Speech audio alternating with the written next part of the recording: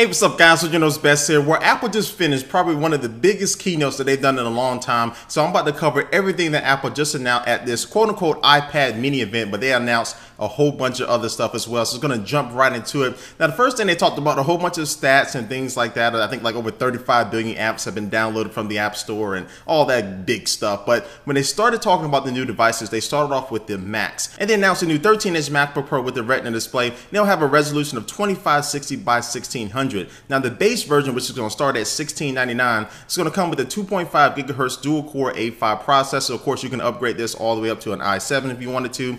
8 gigabytes of RAM, 128 gigabytes of flash storage, and 2 USB 3.0 ports and 2 Thunderbolt ports. And this will start shipping today. So it basically got the same treatment that the 15-inch MacBook Pro got. It's coming in very thin. It's only going to weigh about 3.57 pounds. But of course, this is going to again to be the 13-inch version. Again, shipping today for $16.99. Now, next up, they talk about the Mac Mini, which is definitely a product that's been kind of lost in the sauce compared to everything else. This new Mac Mini will be upgraded to Intel's Ivy Bridge processor sets with the cheapest version, which is going to start at $599. It's going to feature a 2.5 gigahertz dual-core A5 processor, 4 gigabytes of RAM, and a 500 gigabyte hard drive. Now, if you want to get the server version, it's going to cost you $999, $1,000 really, but it'll come with a 2.3 gigahertz quad-core i7 processor and 2 1 terabyte drives. So this is really the first update since I think mid-2011 for the Mac Mini. So if you're looking to the Mac Mini, this is basically the cheapest Mac can get out there. This may be something for you. Now, next up, they talked about the new iMacs. Now, if you haven't seen it yet, your jaw is about to drop. I'm just going to let the video play and have him announce it himself. We've had 7 generations of iMac, each one better than the last. So that's why it's so great today for you to be the first to see the next generation of iMac. And here it is.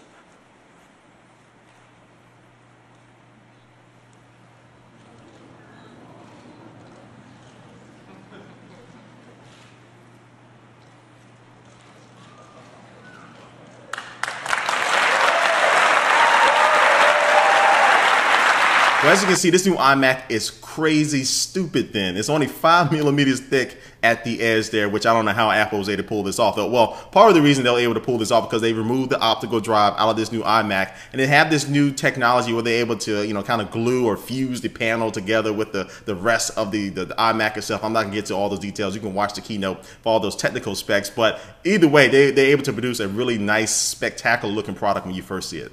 Now, this new iMac will come in a 21.5-inch version with the screen resolution being 1920 by 1080. It also comes with a 27-inch version with the screen resolution of 2560 by 1440.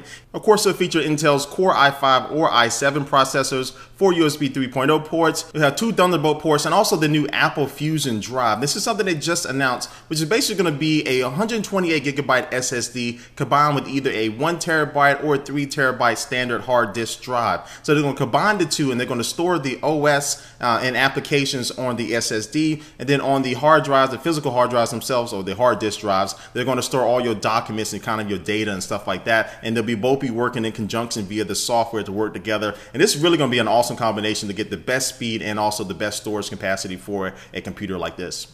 Now, the base version of the 21.5-inch iMac will start at $1299. That'll feature a 2.7 gigahertz quad-core Intel Core i5 processor, 8 gigabytes of RAM, 1 terabyte hard drive, and also the NVIDIA GeForce GT 640 mobile graphics, and also, of course, it'll have the FaceTime HD camera as well. Now, the 27-inch iMac will start at $1799. It'll feature a 2.9 gigahertz quad-core Intel Core i5 processor, 8 gigabytes of RAM as well. Again, both of the RAM configurations are upgradable to 16 or 32 gigabyte. It also features a 1 terabyte hard drive and the NVIDIA GeForce GTX 660 mobile graphics, and it'll have the FaceTime HD camera and all the different ports as well. So this new iMac definitely took my breath away when I first saw it. I don't care if you say I sound like an Apple fanboy. This thing looks it looks crazy, amazing, stupid, all the different type of things you can describe a computer that looks like it. Now, the 21.5-inch model will start shipping next month in November, but we'll have to wait till December to be able to get our hands on the 27-inch model of this new iMac.